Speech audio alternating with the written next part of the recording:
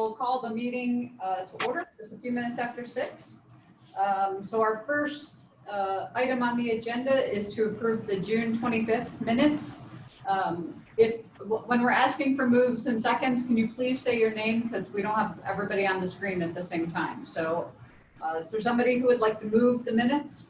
I'll move very much for moves. Laura Shawley seconds.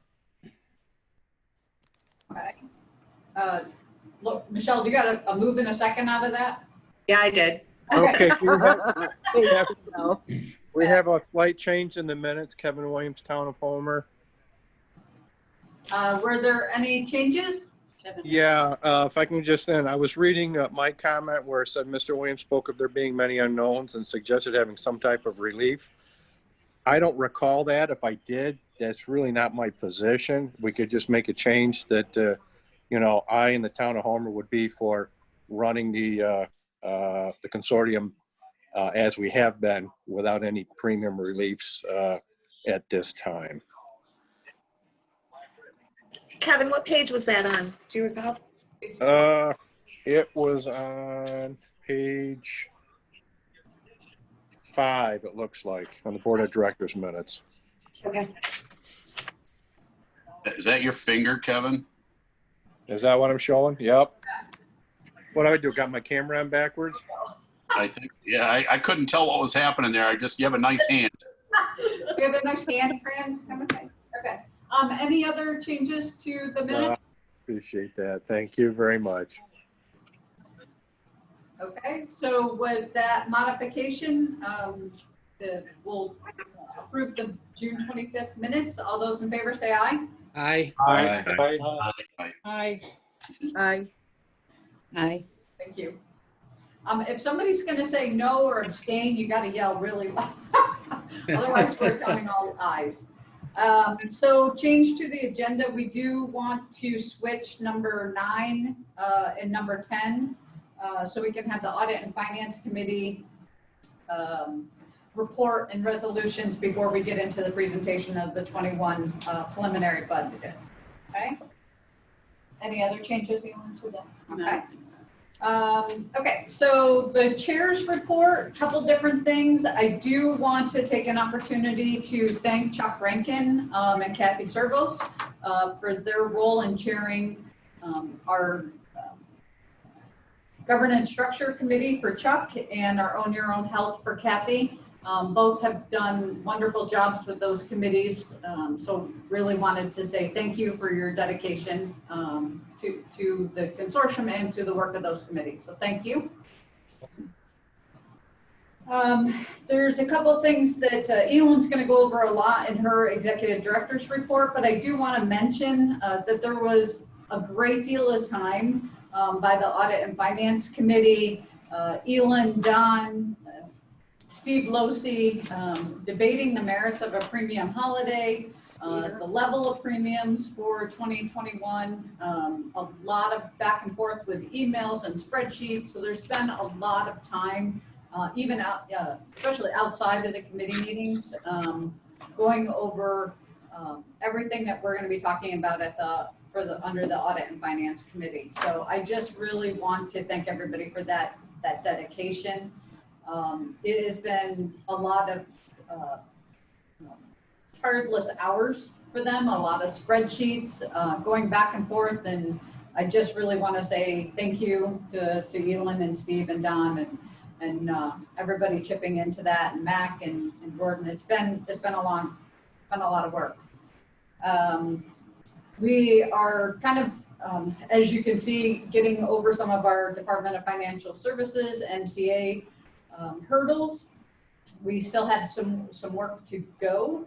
Kind of onto our next step is the Certificate of Authority, but we're really happy with the aspect that we have made it through the MCA review, and then we're able to pass it on and send that on to the different municipalities.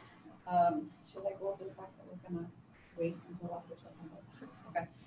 So just so folks know, We are going to be waiting to send the municipal cooperative agreement, 2020 municipal cooperative agreement out until after our September consortium meeting.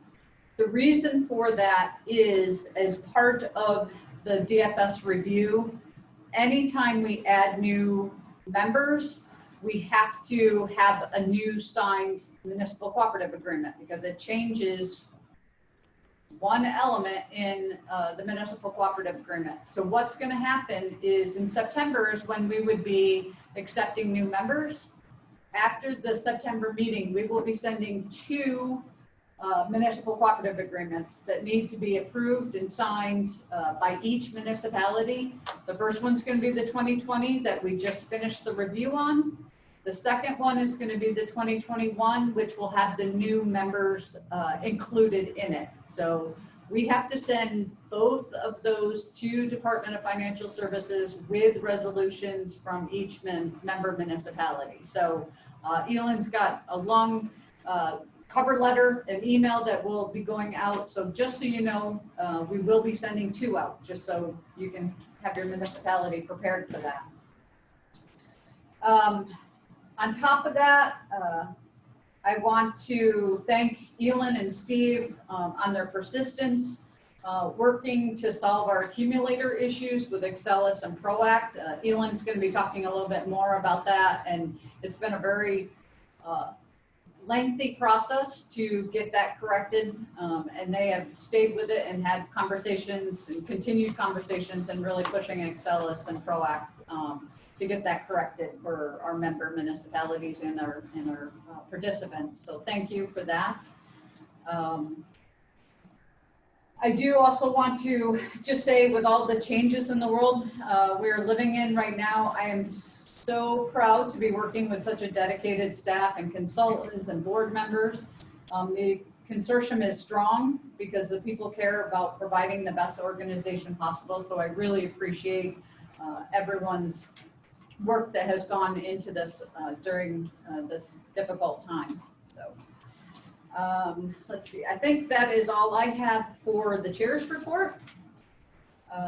From the executive committee, everything that we've been working on, you will be seeing tonight, hopefully passing through in resolutions or being talked about with audit and finance or the governance structure committee. So we do have a motion, and the motion, it will be to ratify the action of the governance structure MCA review committee. We did get our final GFS approved MCA. I guess I shouldn't say approved, but non-argumented, it's something. So, and the governance structure committee did meet to go over that, and Chuck will be reporting on that in number 11. But we will be, we do just need to ratify as a full board that action. So this is the motion that I will be making the motion. The board of directors hereby ratifies the action completed by the governance structure MCA review committee as delegated by the board of directors at its June 25th, 2020 meeting, by which the draft municipal cooperative agreement was finalized and circulated to participants for review and approval by each governing body. Would somebody like to second that? I will. I'll second it, Joan Jane. Okay. Michelle, you got somebody? Yep. Okay. Any questions, comments? Okay, we'll call for a vote on the motion to ratify the actions of the governance structure MCA review committee. All those in favor say aye. Aye. Aye. Great, thank you. I am going to pass it over to Elin for the executive director's report. Wow, I just noticed that my report is going to be so good that we're going to go back in time. We'll start at 6:15 and go back to 6:10 for the next report. I guess I missed that on the agenda draft. Sorry about that. Anyway, I did prepare a written report for you. I'm not going to go through all the details on the written report. Certainly will entertain any questions. I do want to spend a little time talking about what Judy was talking about, which was the accumulator and then the budget issue. Because of the switch in agenda, I think I'll say some things now to set the scene for later. But all of you should have received by now that are affected by the accumulator issue a letter from myself sent out under Deborah Meeker's email, letting you know about any participants at your location that are affected by this system snafu. I'm happy to address any questions here, but I really just want to say, please get in touch with us, myself or Deborah, if you have received a letter, if you have any questions. There have been questions regarding, can't we send the money back to the municipality because HRAs were used to pay. We've talked to our claims adjudicators about that, but it really has to go in the sequence of who is eligible for reimbursement, whether it's a provider, whether it's the individual whose pocket it came out of.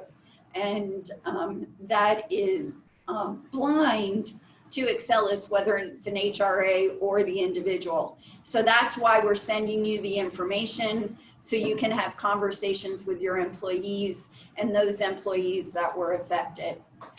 So please check that out and call us if you have any questions regarding that. I think the rest of my reports are pretty straightforward. I am going to reiterate what Judy said, thanking both Kathy and Chuck.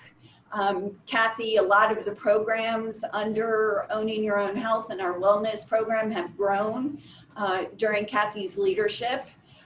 So I'd like to give recognition for that. And I think you've seen a lot of enthusiasm from Kathy at board meetings in getting individuals out to participate in our programs. So we'll miss that on the team, but Jimmy has promised that he will carry as much enthusiasm going forward. And then Chuck, I don't know if there's enthusiasm for MCA, but there's an enthusiasm for an MCA process being completed. So thank you to Chuck for going through the trenches with us on that. Regarding the budget and the drafts that we are going to see later in the agenda, there are two important things that will be coming up. One is the adoption of budget guidelines, and the other is the draft of the 2021 budget with the premium increase recommendations. As Judy said, we have had many conversations over the past month about what is good financial health for the consortium. The audit and finance team has been looking at a lot of data to see if we can provide for a 2020 premium holiday and afford lower than usual premium increases. You've seen Losi and Cahill's report for our budget, our fiscal year update. So you've seen our claims experience drop well below plan levels for 3 months, but you have also seen our claims experience recently start climbing back up to budgeted levels, especially in July. If we keep trending in this direction, we will see our claims experience will be under budget will be under plan, and our fund balance will be increasing rather than decreasing as we had planned. For those reasons, the Audit and Finance Committee is considering recommending a premium holiday for the end of 2020. There's still a lot of time that we need to look at more claims data. We need to determine the exact level, if we are able to provide a premium, at what level we would provide a premium. But the current recommendation would be to give a break on December invoices. And we still have to work with our financial team on what that's going to look like, how that will look, how the notices will be. But those are the things we're looking at. So as we go through the reports tonight, if you hadn't had a chance to look at them previously, please look at the claims trending and the directions, the charts that go down, the charts that go back up, and some of the averages of information that Steve is providing for us regarding our current year performance. I've also been pushing for us to get a policy in place that sets our targets and measures our financial health. It also creates the opportunity for, if we meet our targets, how are we going to refund excess amounts to our members? We're going to review that policy later, but I will believe it'll help our conversations later if we talk a little bit about the premium assumptions and the things that went into those conversations for next year. We need to think and consider about what our claims experience will be for the remainder of the year. Will it return to expected levels? When we first started talking about this, we saw the trajectory going down, down, down, down, down. Now we're seeing the arrow go in a little bit different direction. So we do need some more claims experience. The reason our claims experience went down is because of elective surgeries. Some of the surgeries that were canceled in 2020 may be rescheduled for 2021. Some are going to be rescheduled for the end of the year, and some are going to be rescheduled for 2021. So we need to plan for that. We also need to plan for the long-term consequences of those individuals that have been avoiding preventive health measures, like cancer screenings, annual checkups, other checkups for people with serious health conditions. So they've been putting aside that in the short term, and it may show up as more expensive claims in the long term. So those are some of the things we have to put into our calculations as we look at these recommendations coming later. We've also had a lot of planned movement. So the city of Ithaca and Tompkins County, some of our larger members, have moved a large group of employees and retirees to less expensive plans. So we'll see some switching off for that. But that doesn't mean because they have switched to less expensive plans that we're going to see our claims experience come down immediately. It may not come down much at all for retirees. Retirees that are Medicare eligible, because even though those retirees are on indemnity plans that pay at a higher level, Medicare is still paying for retirees that are 65 plus. So there's still this Medicare reimbursement that will come in before we start paying as secondary. So we don't think our secondary experience is going to jump up significantly. We're still going to have controlled secondary expenses. That means our revenue from claims, from premiums will go down, but our claims may not go down at the same rate.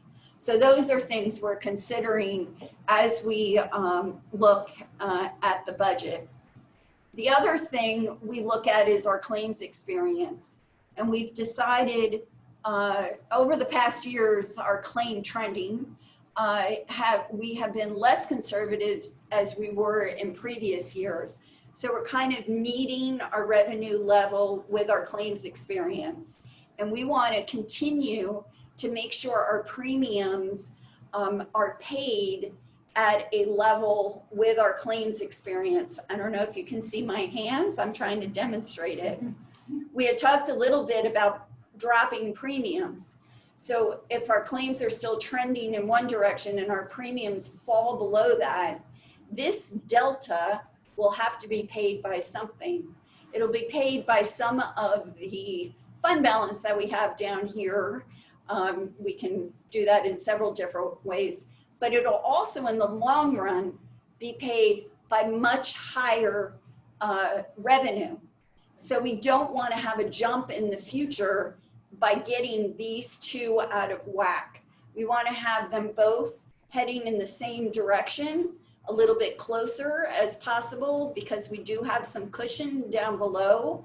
And also, we've talked a little bit about the compounded of having the claims trending increase, premiums lowering, that starts leading to eating up your reserves very quickly, especially the fund balance. So that's why looking at a policy that sets guidelines and parameters that we can work in and help everybody understand what are the targets we are shooting for, and then in the long run set a policy if we do feel we have too much money in the bank, what is a vehicle for us to refund that to our members. So you're going to be hearing a lot more about that during this meeting, but I wanted to give you a little preamble about a lot of the information that went into those conversations. So unless there's any questions, I think I'll turn it back over to Judy so we can get to those important issues. Any questions for Elin at this time? Okay, not seeing any. We will move on to our operations committee. Lisa? Sure, thanks, Judy. So can you hear me okay? Yep. I mean, you can, okay. The operations committee last met on July 27th. I was unable to attend that meeting, but I have it on good authority what happened at that meeting. So thank you, Elin, for filling me in, and thank you, Doug Perrine, for chairing that meeting. So at the July 27th meeting, the operations committee had some discussion around adopting late fee policies for when members are delinquent with premiums, and we'll continue to discuss that. We also reviewed bringing more staff in-house and utilizing consultants for value-added services. So we will continue to have discussions about that moving forward and strategizing for what's to come and what makes most sense there. And then finally, we have a resolution for everyone's consideration tonight. And the resolution being that the consortium would follow the town of Ithaca's personnel policies as the consortium's employer of record. And the resolution authorizes the expenditure of wellness incentives, $500 per employee for the consortium's 2 employees for 2020 to encourage wellness and healthy behaviors. So I would offer that resolution forward for the board's consideration, and I'd like to make that motion. Okay, thank you, Lisa. Is there somebody who would like to second that motion? I'll second that motion. Kathy Servos, Town of Dryden. It is on page 22 of your packet. That was the question I had. Is there any questions? Discussion? Okay, seeing none, we'll call for a vote of approval of expenditures in 2020 for the consortium employees wellness incentive. All those in favor say aye. Aye. Aye. Any opposed or abstentions? Thank you, Lisa. Thank you. I better get to the gym now so I can get some of that incentive. And if anybody wants to see our incentive plan, our wellness program, just let Elin know. She does have a copy, obviously, of the incentive plan. It's also in the operations minutes. Yes, thank you. Okay, so Steve Losi, financial reports. We'll move on to that. Okay, in the one of the emails that went out for the agenda and for the items for tonight's meeting, we did send out financial update through July 31st. So I'm just going to review that for a couple minutes here. I'm just going to wait for it to get called up. Hold on, I'm trying to. That's all right. Take your time. I'm having a little difficulty trying to drive this right now. It's all right.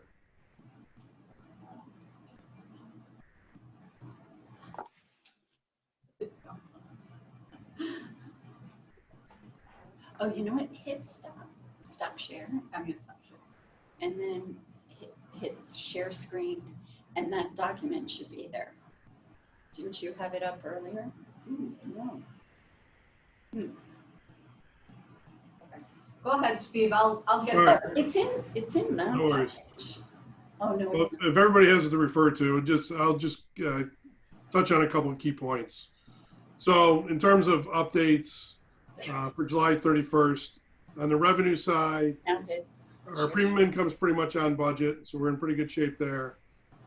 Interest income, we are about 8% over budget, which is obviously good news. We're on slide 3 of the report. So we are slightly above budget on interest. However, you know, with the interest rates being much lower now, we're anticipating that number being obviously reduced as we go through the end of the year, and we'll be factoring in some new information that came from Wilmington Trust into the budget.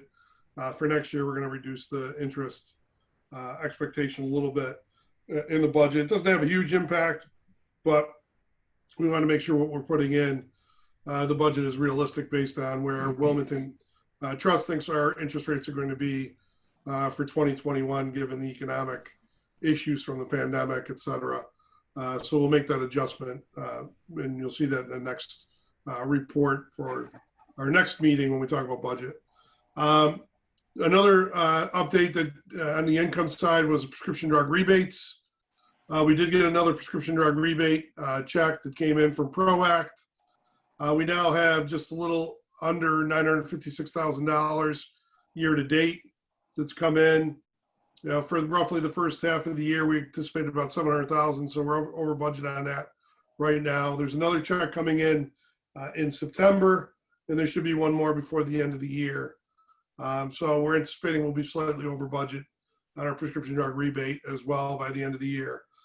So at this point, our forecast is that our revenue will slightly exceed our budget, probably somewhere in the 1.5% range by the end of the year. If we can fast forward to slide number 8, we'll just talk a little bit about expense and just hit some of the highlights there in terms of update for July 31st. Just a couple of items here. On the medical claims side, we're still showing that we're a little over 17% below budget through the first 7 months of the year. Again, the real reason for that has to do with the pandemic predominantly, coupled with the fact that we have not had the normal large losses that we would typically see. 2019 and 2020 year to date have been pretty light years in terms of those large losses, so that certainly helped as well in terms of keeping those numbers down. On the drug side, a little bit different result. The prescription drug side, we don't see the same impact that we see on the medical side from the COVID-19 pandemic. Really no slowdown in service, no slowdown in items being purchased, pharmaceuticals being purchased. As a result of that, we are a little bit above budget on pharmacy claims year to date, about 3.36% above budget. July is a 5-weekly payment month, so there might be something to do with that in there. But we are a little bit above budget right now on the drugs. Collectively, when you factor in the pharmaceutical claims through CannaRx, along with the medical, along with the traditional pharmacy program, we're well below budget, about $3.5 million below budget on the claims side. But again, a little bit of a mixed result there in terms of the pharmaceuticals being just slightly over budget, about 3%. Other than that, all the other expenses are fairly nominal in terms of where we are from a budget perspective. Probably the biggest other items that are on there are medical claims, admin fees, and prescription drug admin fees. And then the other item that we did pay out this last month, it's kind of a new one in terms of our forecasting or our budget for the year in terms of new expense. We did have the PCORI fee, the Patient-Centered Outcome Research Institute fee, which was paid. And that's an Affordable Care Act tax or fee that we have to pay annually before the end of July. And that was paid out earlier in July. It's being reported out now. Other than that, most of the other fees are, again, fairly small. We have gone through great lengths to enumerate all the different areas where money is being spent, so you can see a pretty good breakdown of all the different expenses, where that money's going. As we talked about the last time we met, those highlighted areas, the yellow highlighted, those are areas where we took larger chunks of budget that were allocated, and we defined them a little bit more finitely and tried to position the dollars where they were more appropriately positioned. We didn't really alter the net or the bottom line in terms of the budget, still about $55.1 million. We just moved some of those dollars around a little bit for the budget, and that obviously plays into the 2021 as well. We're trying to make sure that we're looking at every single dollar that's being spent, making sure we're budgeting those appropriately for the consortium. If we just go forward a little bit to slide number 12, just a quick comment on this slide. It's the breakdown of expense on a percentage basis. We really focus on this a little bit when we ever do a presentation on financials for the consortium. But basically the solid number that you're looking at here and the real indicator of how we're doing from an efficiency perspective is a percentage of paid claims in terms of our total expense. So right now we're at 94.2% of every single dollar that's paid out for the consortium goes out to pay the claims of the members or the benefits of the members. So about 0.942 cents on the, or 94.2 cents on the dollar is being paid out in member benefit. That leaves only about 5.8% for everything else. Out of that 5.8%, the admin fees, the money paid to PROACT, to Excelis, that comes out to be about 3.3%. Stop loss insurance, which technically could be considered a benefit payment, if you will, because it is covering those catastrophic losses, and it is a claims insurance, if you will, is at 0.54%. Our taxes and fees at about 0.75%. All the professional services added together, so that's all the actuaries, attorneys, accountants, consultants, basically anybody that's an outside company that's doing work for the consortium. All of those companies collectively are slightly over 0.5% in terms of overall expense. And then in terms of internal fees, we're at about 0.65%. And that includes the Arizona Emissions Insurance and Directors and Officers Insurance as well. So that's a pretty good breakdown of where the expenses are. So if somebody really wanted to know, where's the money going that we're putting into the consortium, this is probably the simplest and easiest way to explain it. Again, that more than 94 cents on the dollar is going out to pay benefit, and less than 6 cents on the dollar is going to administrative overhead. And that's really a very, very efficient model compared to what most insurance plans look like today. If you go forward just to the paid claims, budget versus actual on slide 14, this shows medical and drug, and you can certainly see the medical being 17% below budget and how much that's changed really since April. We were a little bit below budget early in the year, and then as soon as April hit, with the pandemic really in full swing, we shot way below budget for April, May, and June. July came up a little bit. Again, really has to do with the fact it's more of a timing of payment thing, where we had 5 weekly payments in the month where we typically have 4. So with a little bit of an acceleration there. So normally we would be a little bit above budget in a month like that. So we're not surprised by that. And we'll see where August ends up coming out. The next slide just shows collectively 11.48% or almost 11.5% below budget on total claims. And then there's a couple more exhibits on the claims expenses. Slide 18 shows over the years where we've been budgeted versus actual, just year by year for pharmacy and medical claims. So you can take a look at that and see where we've been. Certainly this is a period where we're below budget on medical.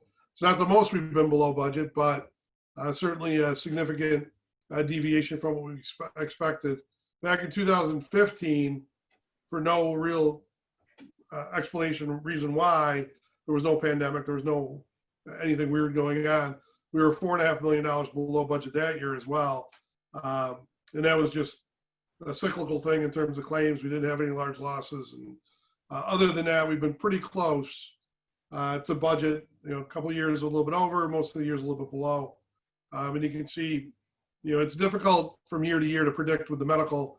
Prescription drug a little bit easier. We're always a little bit closer on that. But the medical tends to deviate a little bit more just because of the cyclical nature of large losses and some of the other things that may pop up. The next slide shows kind of the impact of COVID-19. Just highlighted a little bit in terms of our monthly budgeted versus actual claims over the years. Collectively, for the history of the consortium, we've been about 4.4% below budget. And you can certainly see that the COVID-19 pandemic exacerbated that to some degree, with this year being quite a bit below budget up until July. And it just shows that graphically for you. We did provide a little bit of information in terms of update about COVID-19 on slides 21 through, I think, 24. Just some data in terms of testing and positive results. Pretty much everybody's below 1% of the tested population in terms of positive results, so that's good news. In terms of claims, you can see on slide 22 how far below we were on claims. For the last 4 months, we're only at about 2 million. Prior to that, we were at about 2.4 million for all of 2019 and for the first 3 months of 2020. So about $400,000 below budget for the last 4 months collectively on that. And then when you look at the next slide, just showing a little bit of, again, a little bit of explanation for some of that pandemic impact and what we've seen in terms of the claims. And that carries over onto slide 24. And you can certainly review that stuff at your leisure. And let us know if you have any questions on any of that. Just trying to provide some background in terms of what's going on with the claims from a COVID perspective.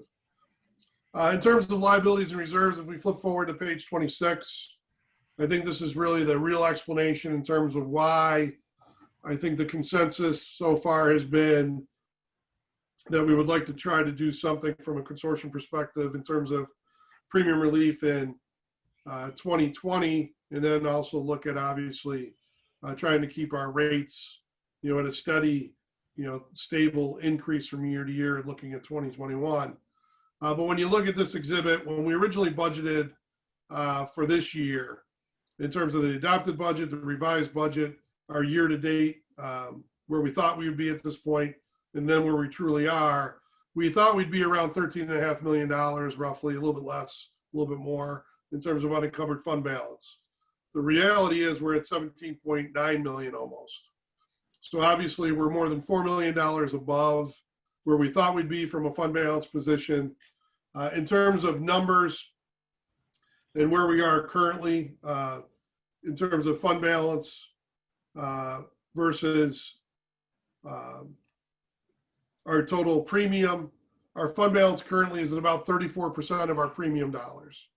Our target going into the year was trying to, you know, maintain that 18%. We've been a little bit above that the last couple of years, but certainly at 34%, we're way above it.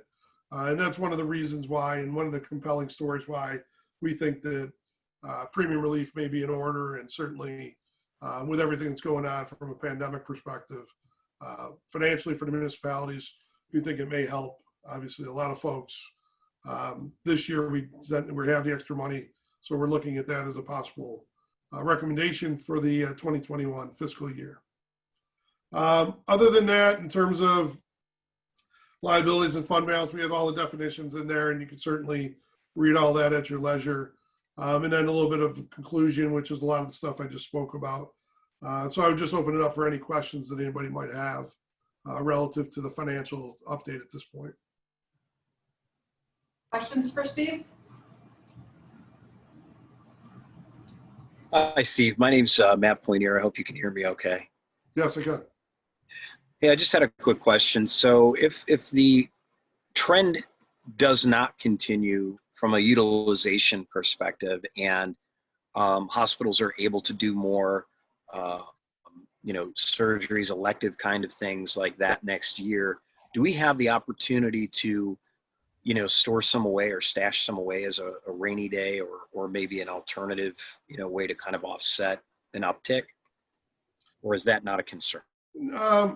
We do have funds set aside. So in addition to the 2 required reserves that we have from the state. So Article 47 New York State insurance law requires us to hold an incurred but not reported and incurred but not paid claims liability reserve. That's the first line that you see there on the slide on the screen. That's currently set at 12% of expected incurred claims in a given year. So that money is basically set aside to take care of all the claims that are incurred up to today that would be paid after today. So if you voted tonight to disband the consortium, as an example, we know we've got folks in the hospital, they went to the doctors, they picked up prescriptions. It takes time for all those claims to kind of get through the system. That sum of money is there to pay for all the claims that would be basically up until today that would be paid sometime after today. And so that covers the liability, the true liability of the consortium. The other statutory reserve that we have is the surplus account, which is the second line on that sheet. That's a 5% of premium surplus that's set aside. It's required by the state. It's basically there for extra funds if you ever did disband, or if you have groups that leave, it gives you a little bit extra money to pay that run out if you need it. It's kind of again, an extra fund. There's really no liability attached to it. So it's 5% of premiums is kind of sitting there. But those are statutory, so we can't really do anything about those. Then we have 2 discretionary reserves. We've got the rate stabilization reserve, which is currently set at 7.5% of expected paid claims for the year. And then we have a catastrophic claims reserve set at $4.5 million. So currently the rate stabilization reserve is there. If we did have all of a sudden an uptick in claims beyond what was expected, beyond the unencumbered fund balance, we have that reserve that we could, tap into and use to help stem the tide a little bit while we build a financial plan to regain funds and get back on our feet.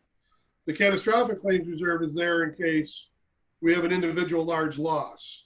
So the way we've got it set up right now is if we have a loss between $500,000 and $1 million, which is where our stop loss policy kicks in, that claim would be paid out of this $4.5 million. So if we did have a couple large losses that came in and spiked our claims a little bit, this fund would be used to help mitigate that to some degree.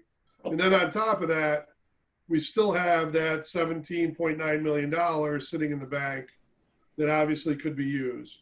So even if we did a premium holiday this year, which is, if you did a full month, it'd be about $4.4 million. We're still looking at having about $13 million in the bank at the end of the year, which is still well above the 18% target and still gives us some funds to use to offset any type of spike that we may have or any type of compression that we may have in terms of claim payments. Now, we did look into that question, we being the Audit and Finance Committee and ourselves. We invited folks from the Cayuga Medical Center or Cayuga area physicians, and we also had some folks from Guthrie. Guthrie Clinic that came on. And Excellus. And Excellus as well. All 3 of those entities really didn't feel that any type of big compression was going to happen.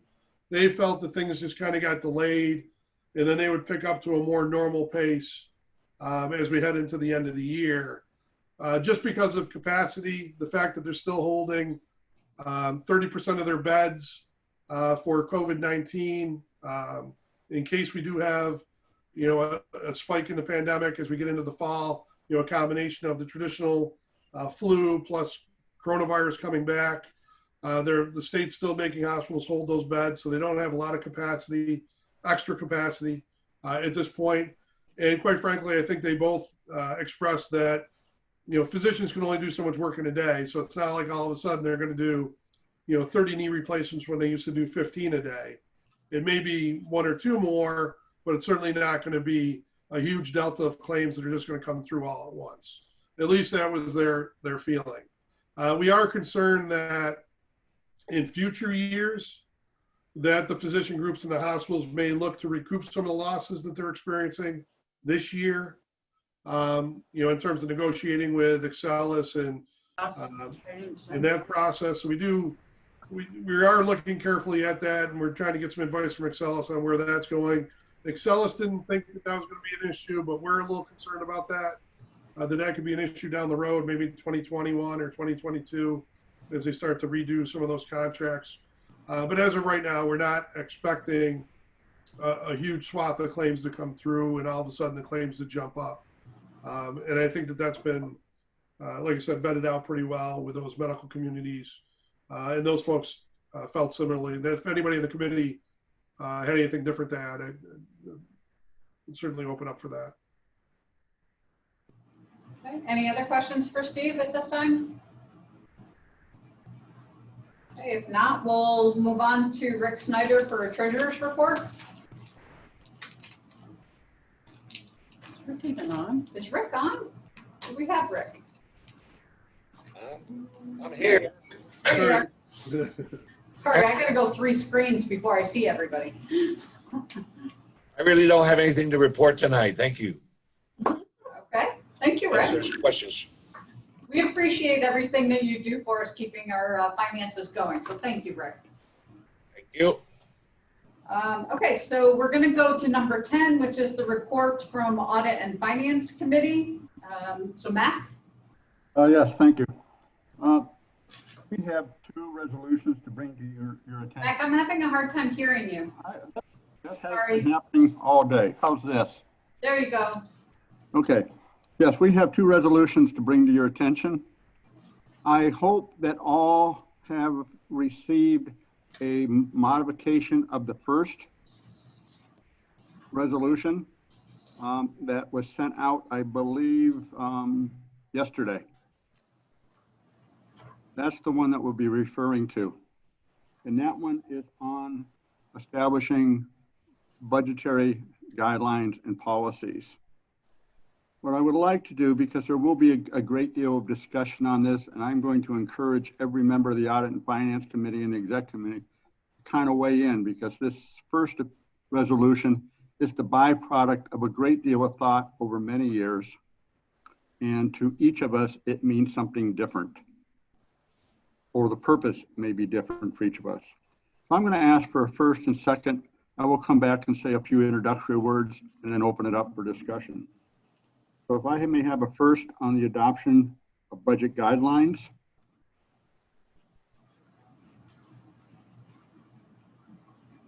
I'm sorry, I'll move that. I was muted. Okay, thank you, Peter. I'll second. I'll second it, Gary Muxler. Oh, thank you. I'm just going to say a couple introductory comments. Our director and Steve have done a very good job of laying the groundwork of why we're doing this. For me, for several years now, we have been trying to balance the success in growing cash reserves of the consortium against the budgetary pressures faced by our members. This policy is not in reaction to the present pandemic. This discussion started, like I said, several years back, and it's a balancing act. And it's trying to provide structure and policy for those who come after us to why our fund balances have been established, those fund balances that Steve just enumerated, and how are they funded and to what level should they be funded. And once we obtain those levels, how is the excess, when and if there is excess, how is that shared with our contributing members? I'm going to ask other members of the Finance Committee who, this has been a robust discussion. This is probably one of the hardest and most well thought out things that this committee has done in our existence. And so I'm going to ask other committee members if you would like to weigh in for your insight on why we are bringing this forward. Peter, I don't want to put you on the spot, but if you would like to say a couple words. Well, this one here is the reason we have this before the board is really, everybody has said sort of pieces of it. I think the real trick with this kind of a guideline setting is to create an understanding that it's not so much what we do this year that necessarily sort of charts the course of the ship here, but every decision we make has consequences in year 2, 3, 4, and 5 based on financial principles. I mean, when you have when you're dealing with the kind of funds that we're dealing with here, and this is not a trifling fund. I'm sure there are a lot of municipalities that this is just lots of zeros more than their budget. And, you know, we have a fiscal responsibility to our members. The members want insurance for their health of their employees to be stable, predictable, and certain. And we feel, this committee feels, the Audit and Finance Committee that is in particular, feels that having guidelines like this will ensure sound management. And there's a lot of numbers here, and there are a lot of principles of, you know, compound interest and compounding. If you decide to move one of these variables, it affects 5 other ones. And to that extent, we feel that these guidelines not only will ensure the fiscal stability, but as Mac, you mentioned, and others have mentioned, that it's really for the people that come after us, who haven't been here since 2011, who weren't here when Don Barber grabbed a shovel and started this. And you know, I think that it's time that we have these guidelines so that our members can ask a question and try to find a source of information as to where these principles come from and why we are making these decisions. Is that a fair sort of executive summary of it? I would say very much so. It's a balancing between the overarching goal of the consortium to provide stability and predictability in our rates and be sensitive to the financial pressures of our member governments. Steve, would you like to say a few words? I don't, Steve Thayer, I don't want to put you on the spot, but you've been part and parcel of this since day one.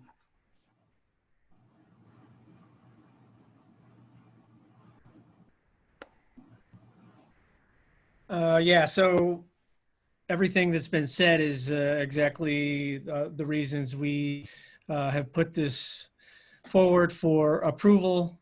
Basically, looking for a formal structure to bring about sound fiscal responsibility for the consortium. And so these guidelines, we believe, fulfill that need and bring some structure and formality to it so that going forward, that we can have stable fiscal responsibility and success throughout the future years. I won't put any of our other members on the spot with. Well, they said it great. They did. You guys, that was great. This is Laura. Laura, who is also a member of the Audit Finance Committee, as is Eric Snow, who's with us tonight. With that said, I would like to open it up for discussions on questions to the membership as a whole at this point. Any questions, comments? Mike Murphy. I guess my thought is what you've done is formalize what you've done in the past so that people understand in the future, this is what we've done and how you can follow the way we go. Because every time we have it, you talk about being stable, not going up and down, trying to make it a steady thing, as opposed to making it a save, going 3% one year and then maybe have to go 66 or 7% the next year.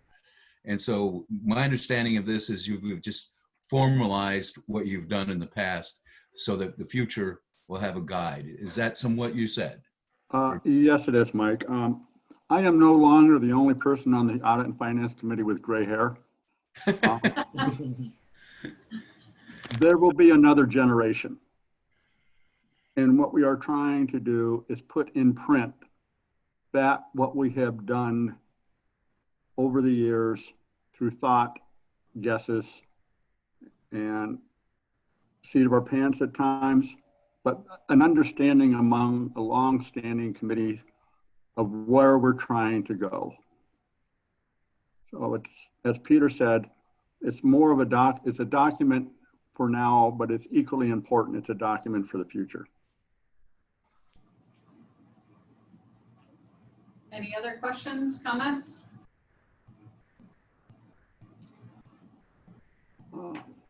Hearing none, I will ask the chair to call this to a vote then. Okay. Thank you, Mac. It's been a lot of work for you and for the Audit and Finance Committee and the Executive Committee. So we'll call for a vote on the 2020 adoption of budget guidelines. All those in favor say aye. Aye. Aye. Aye. Any abstentions or nays? Thank you. Thank you to the committee for all the work on that. The second resolution really makes very little change. It's a technical to dovetail how our investment house works with how we are structured as governments. Once again, it makes no changes, and more importantly, it does not diminish the reporting that Rick needs to file the annual and quarterly reports with the Department of Financial Services. Rick, would you like to talk a little bit about what we're doing here in this resolution? Rick Snyder. Rick, if you want me to cover, I'd be happy to do it. Feel free. Yes, thank you. No, go ahead, Elin. You go ahead. If I have something to add, I'll throw in at the end. Okay, great. So Rick and I work closely with Wilmington Trust, and we've had a 2-year, I think, relationship with them now. They have asked us to reconsider how our contract is written so that we switch to a different entity. This is on page 28 of your packet.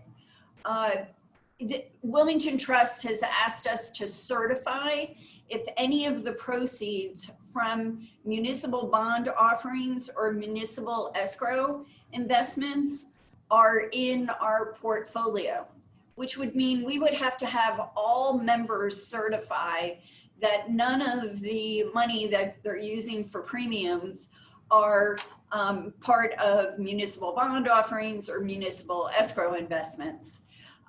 We didn't think that would be a wise thing to do every year for Wilmington Trust, but that if they move us from the current entity that we are in to a different entity, which is an SEC registered investment advisor, we could repaper this contract. We wouldn't have to certify where the funds are coming from. We would just empower Wilmington Trust to invest them for us. So this resolution is asking us to move our contract from Wilmington Trust Investment Advisors, or from, yes, to Wilmington Trust NA, or vice versa, I think. It's the second one. It's the vice versa. Sorry about that. There is no change to our fees. There's no change to the team that works with us. There's no change to how we work with them. So this is kind of semantics, still under the umbrella of Wilmington Trust, to move from one entity to another to relieve us from that administrative certification burden. Thank you. I do not think we have moved this from a first and second. So I'm going to ask at this point in time for a first and a second. We'll go back to discussion and then call for a vote. May I have a first? Dave Skank moves. Oh, thank you. And a second? Ed Fairbrother, second. Oh, thank you once again. To the board, can we answer any questions or are there things left unsaid, questions that you may have on the purpose of this resolution? Hearing none, and once again, I'm going to ask the chair to call this for a vote. Thank you, Mac. So we'll call for a vote of approval of amended investment management services contract to include Wilmington Trust Investment Advisors. All those in favor say aye. Aye. Aye. Aye. Aye. Opposed or abstentions? Okay. Thank you, Mac. That concludes ours, and I guess we're going to pass the microphone over to the keynote speaker here tonight. The keynote speaker. Okay. I'll start, and then I'm sure Steve will have some things that he would like to add to the conversation. I think we've already had a lot of conversation around the draft budget. This is what the Audit and Finance Committee has been working tirelessly on for more than a month. I'd say we started our conversations probably 3 months ago when the climate changed a little bit. So in this draft proposal, which Steve will walk you through the details, there are two major items in it. We just went through the 2020 financial picture, and due to where we feel we will end up for the plan year with the higher than expected fund balance, there is a proposal which is on the top line of income for a premium holiday, as we discussed at the end of the year. The proposal then, as we talked about rate stabilization, is proposing a 5% next year for all of the reasons that came up previously. Peter brought up the compounding effects of putting this budget together and lower than claims experience premiums and what that does to our budget in the long run. We want the rate stability going forward. So this presents a rate stabilization. For those of you that are wizards at Excel and are now trying to plug in the policy that we just approved, it's not going to come out perfect because we just approved that policy on Tuesday night, and this is the budget we had prepared for you today, but it's very close and it reflects the intentions of having a stable organization that is well reserved, prepared for a rainy day, but provides premium stability for its members, but also the opportunity to refund any excess funds through some type of vehicle. So with that said, I'll turn it back over to you, Steve, to go through some of the details. All right, just need to unmute myself a little bit. Actually, if you can scroll down to the assumptions, then that'll probably be a good place to start, just with just to go through some of those. So we tried to give you some pretty good detail in terms of the assumptions and rationale behind why we changed some of the numbers the way we did in terms of forecasting and things of that nature. You know, as Elon mentioned about the premium, we're looking at 5% for next year. We're, in terms of interest income, we'd originally built in 1%. That's one thing that we do have to amend based on Wilmington Trust came back.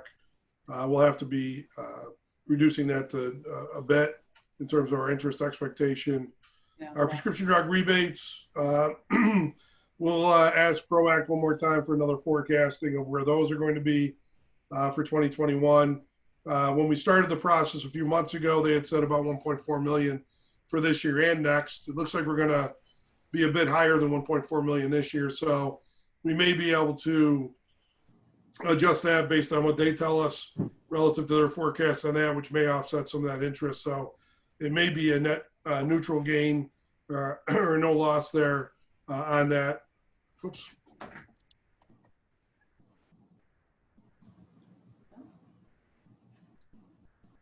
For me, my screen just, I'm sorry about that. My screen just went blank on me. My laptop decided to shut off at that moment. Steve, we only see a hand. You only see a hand? Oh, that's because, There we go. there it goes. It's just a little bit of a delay. I had to hit a button on top of my laptop to get to come back on. In terms of the trend on claims, we did try to do a better job in terms of forecasting much tighter to what our true claims loss experience has been and our true trend has been. So we did reduce those down to 5% for medical, 7.5% for prescription drug in terms of our forecasting for this year, which is a bit lower than what we had been doing. As I mentioned in the financial report, historically we've been between 4 and 5% below budget on claims in aggregate over the years. So we've been a little bit more conservative probably than we needed to be, but with a fledgling organization early on, we needed to do that so we could build some fund balance, some reserves. Now we don't need to do that anymore. We're not looking to build any fund balance. So we need to budget much tighter to expectation from a revenue and expense perspective. Other than that, most of the other fees and things are fairly nominal in terms of the assumptions. We did highlight down at the bottom the assumptions for the reserves, and we'll adjust that language to fit what what was just passed in terms of the budgeted philosophy of the group, if you will, in that resolution that was just passed. So we'll make some amendments to the language in there in terms of the claim or rate stabilization reserve and what the expectation on that is. A little bit of explanation on the catastrophic reserve.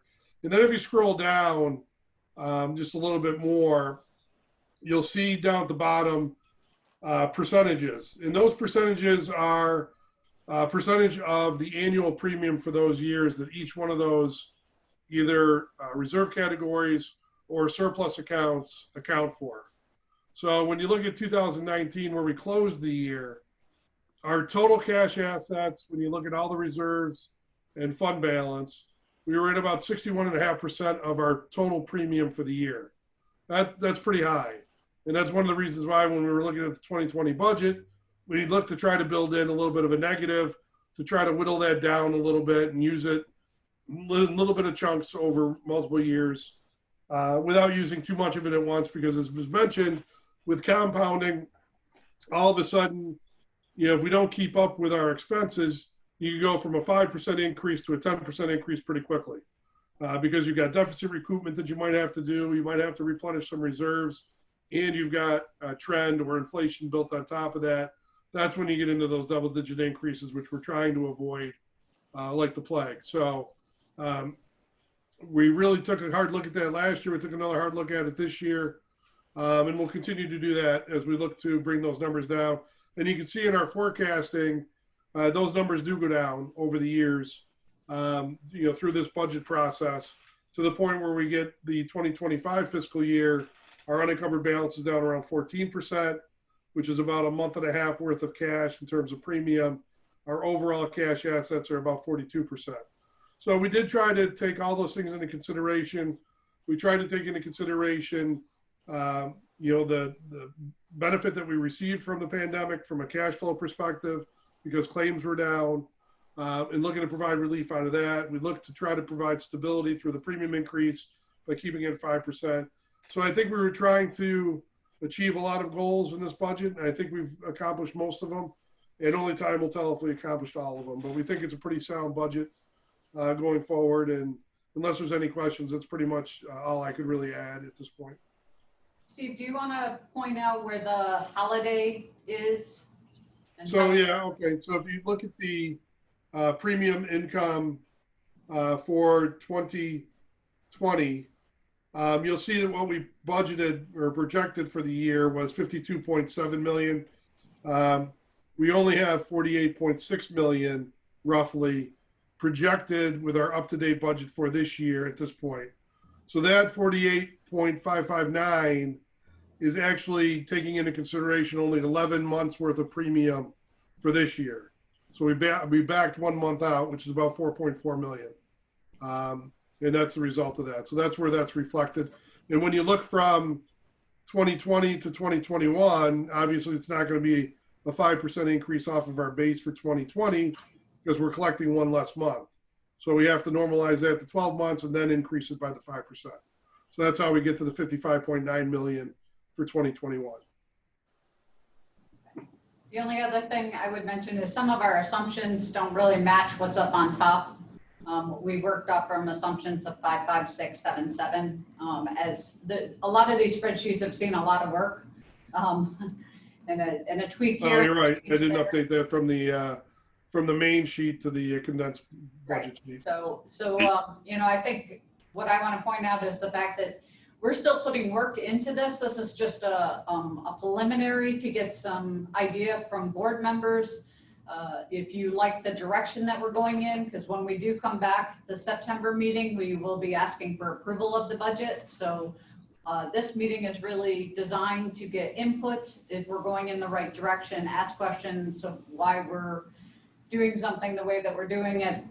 So this is a good opportunity to ask those questions that audit and finance can take into consideration before presenting a final budget in September. So are there any questions for Steve or Elin at this time? I would like to add something. I think it's, we did, just so that the board understands, I believe, if I'm not mistaken, and please correct me if I'm wrong, that the resolution that set forth budget guidelines allows the board in future years to have this very discussion under a structured framework, and we can look at these issues periodically as a result of that.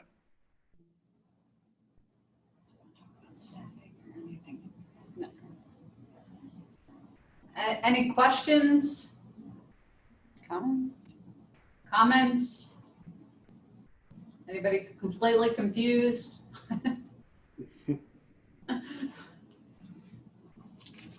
Okay, I'm not hearing anybody. If you have any questions over the next week, you go back. I had a question. Can you hear me? Okay, go ahead. Hey, Rich. Can you hear me? Yep. Go ahead. So what's the thinking of doing it as a one-time holiday?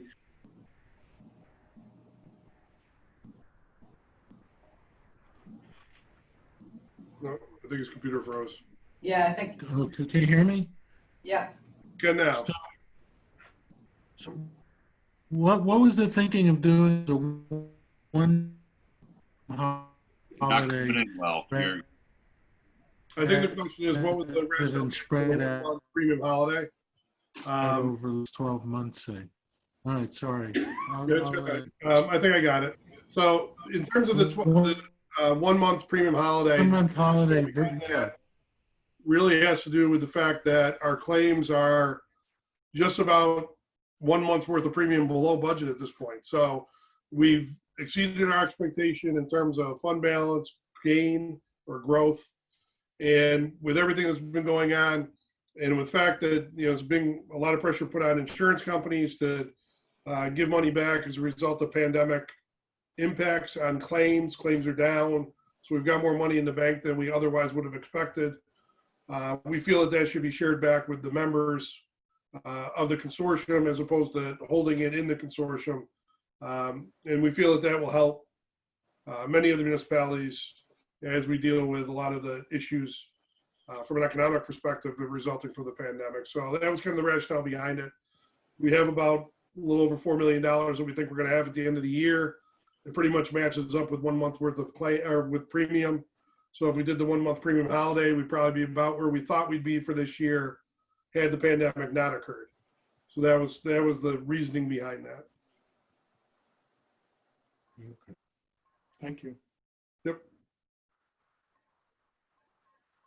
I'm gonna flip through the screen. Does anybody else have any questions at this point? Okay. Not really seeing anybody raising their hands or anything. So please, like I was saying, if you have questions, please email Elin so the Audit and Finance Committee can address those questions throughout the next month. Okay. Anything else, Steve, on the budget at this point, or Elin? I don't think so. I think I'm good. Okay. Thank you. Thank you for that. So Chuck, we will move on to report from the Governance Structure Committee. Okay, thank you. Can you hear me okay? Yep. Okay, good. We met a couple times since our last time we met, and basically it was just to kind of draw this thing into a conclusion, which as Elin elaborated before we did. So I want to thank all the members of the committee that stuck in there for these months, and I won't start naming them because I'll probably miss somebody. But I also want to thank, Judy is our president, and Elin, Don Barber, John Powers, and the consultants who had anything to help us along with this. Obviously, their input's of great appreciation to me having to chair this and move forward. And so I think we did a pretty good job. The next steps with the MCA will be we will be getting that out after the budget meeting. Sometime in October, I believe, is where we're talking about. And they'll get a 2020 revised MCA, and then we'll also include the 2021 MCA with the new members, which will be coming on next month. Is that these all are considered amendments, and so it's it's one of the things we didn't win on in our negotiations, but it's dealing with state agencies. It's always an interesting venture, and this one was nonetheless an interesting adventure. We'll need a copy of the resolutions from each municipality and back, ASAP so we can package this up and send it on to the Department of Financial Services. There will be a memo that will go out, a cover letter, and there will be sample resolutions in it, so you don't have to invent the wheel when you adopt your new MCA or say that you agree to the new MCA changes. Just a quick, one of the main things that we changed, there's a few, there's some fair amount of wording changes, but the creation of an executive committee who will kind of run the month-to-month business of the consortium. That's kind of one of the big things. And that's going to be, obviously, now we're going to be, I don't know, 53 members or whatever it's going to be. So obviously, get 53 people to agree on anything is, well, it's tough to get 3. But say 53 is even a little bit harder. So we have to place our faith in the executive committee, and we'll have to totally support them when they get up and going. And I think it'll be the more efficient. You are associated with state agencies or insurance consortiums. It's kind of the same thing they have. They have a board that runs more or less the month-to-month business. And basically, it would come down to the directors, like we're meeting now, would only meet once a year at an annual meeting because the directors have to approve the budget. And so that would be, that tradition would continue.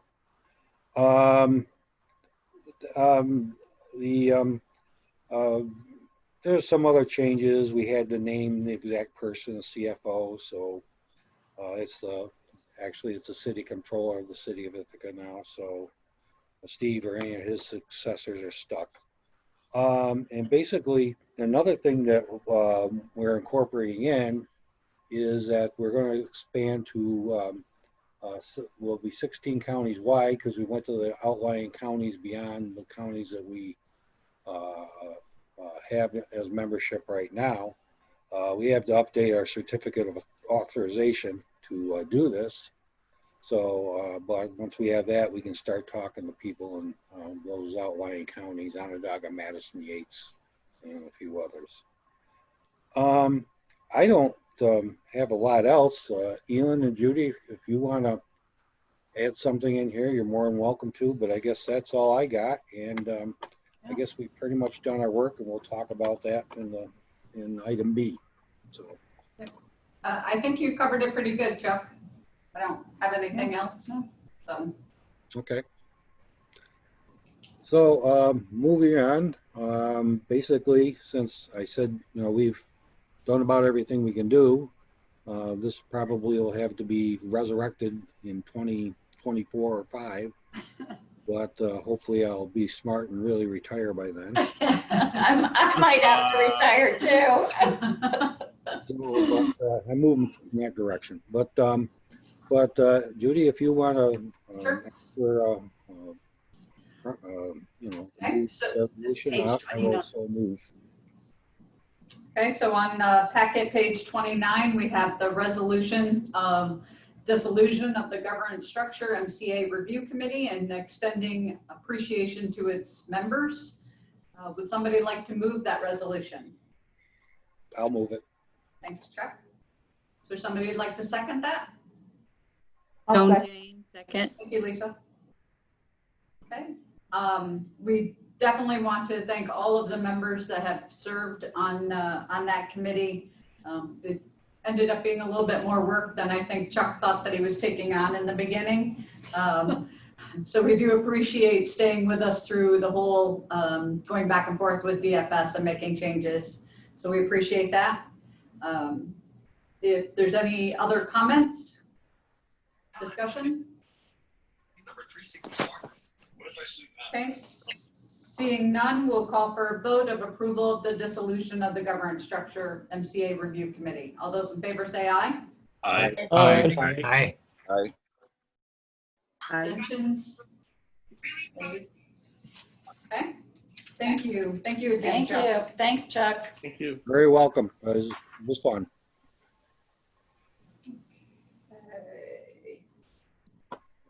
Okay, so we will go on to number 12, report from the Joint Committee on Plan Structure and Design. Jim Bauer. Okay, let me get my bearings here. Okay, so first off, very quickly, I'd like to say thank you to Laura Shawley for chairing the August Joint Committee for me. Secondly, we're still working hard on increasing bargaining unit participation. I was able to reach out to some members that normally don't participate. We were able to clarify and correct some contact information. Thank you to Kate DeVoe from the Tompkins County Professional Staff. Attended the last meeting via Zoom, I think. I did reach out and talk with the Cortland Wastewater Bargaining Unit rep. They're expressing interest. We updated contact information for the City of Ithaca PBA. They indicated that they're discussing participating with us, which they just I think they've been boycotting for years. So that's kind of a step in the right direction, although they did not participate in August. We do have one member interested in the first labor director vacancy. So I'm hoping to get a nomination at the September Joint Committee meeting. And I guess, so beyond that, the next thing coming out of the Joint Committee is we'd like to present to you the resolution for your approval for vision and hearing benefit, adding the benefits to the plans. The resolution is found on pages 30 and 31 of the of tonight's packet. So just kind of a quick overview. Currently, only the old style PPOs have a vision benefit. None of the plans have had a hearing benefit, and the bronze plan does not provide a hearing evaluation or eye exam at all. The average subscriber age is 53.4 years old, so it's getting to the point where, you know, people are going to need this kind of stuff. The current Excelis PPO plans outside of the consortium have this in-network benefit of 50% coverage every 3 years. Out-of-network is the same except subject to a deductible. Adding these benefits will add a mere $3 single and $7 family to the monthly premium cost. It's well worth the cost. The Medicare supplement has a vision coverage rider that may provide better coverage as advised by Excelis. And the Joint Committee recommends adding these benefits to the metal level plans. So I guess at this point, I'd like to call for a motion, a second, and then maybe we can pass it off to either Don, Elin, or Judy, who would like to provide some more insight. You'd like to move it? I'll move it. Mark Whitmer. Thank you, Mark. Is there a second? I'd second it. Eric Snow. Thank you, Eric. Okay, so if there's any, like I said, if there's any discussion before we take a vote. Any questions? Any other comments from?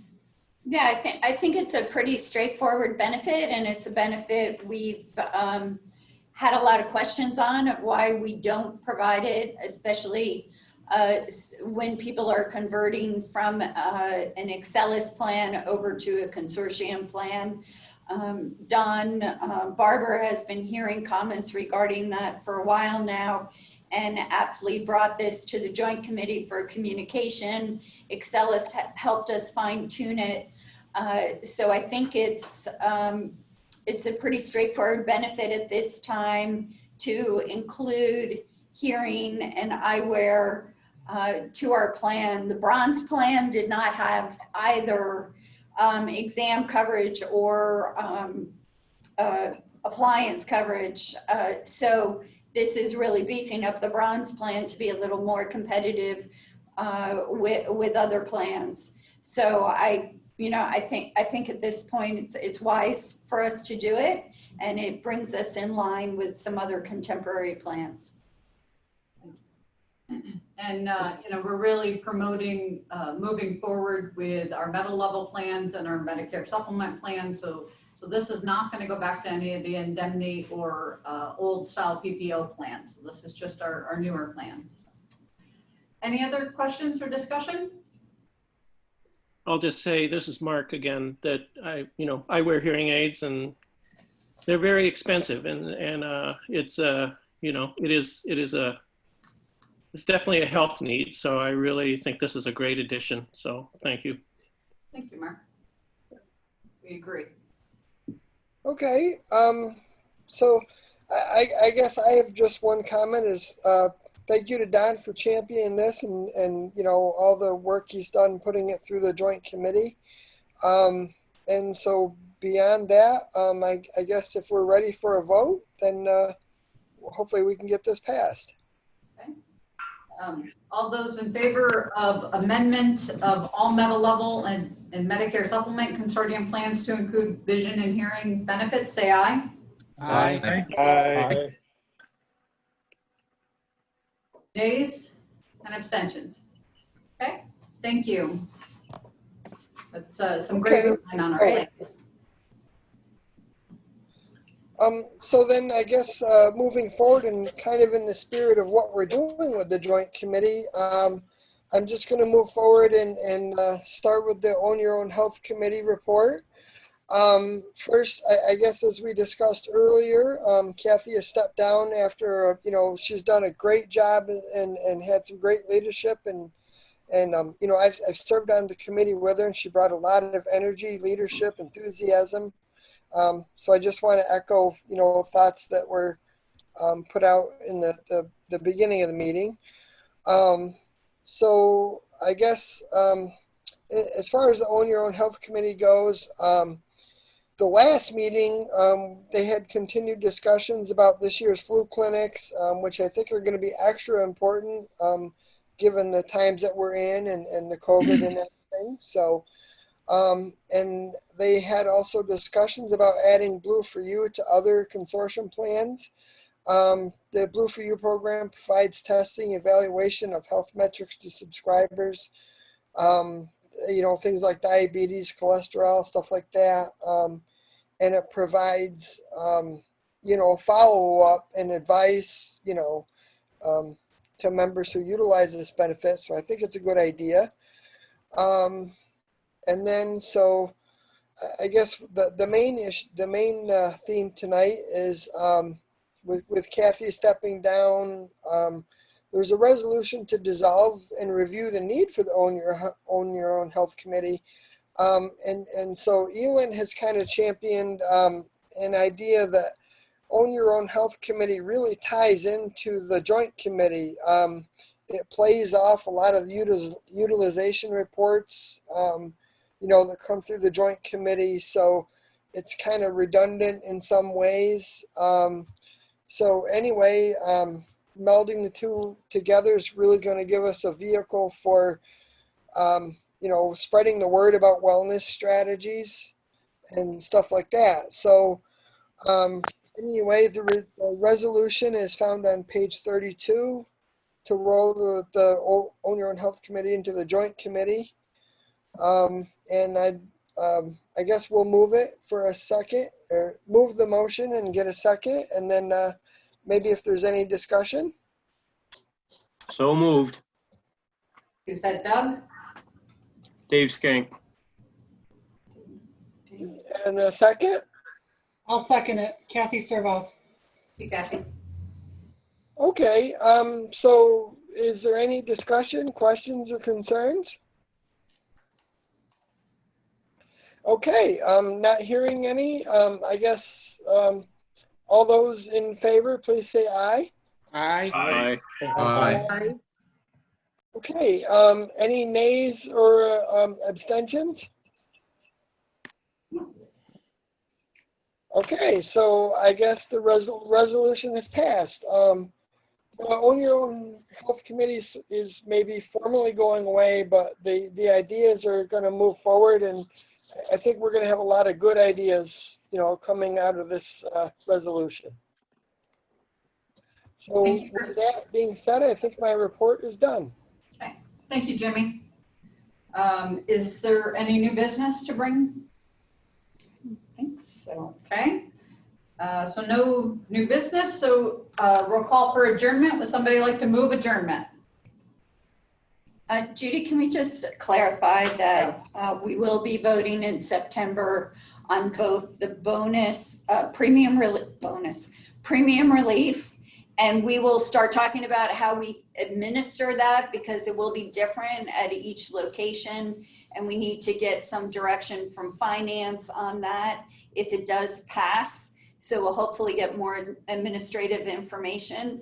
So that we will bring that to a vote in September, as well as approving the entire budget.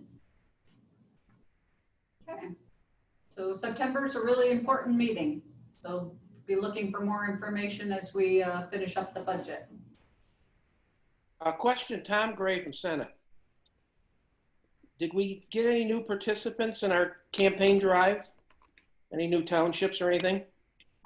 Yes, Tom, thank you for that. I think Don's still on the line. He can, yes, I see him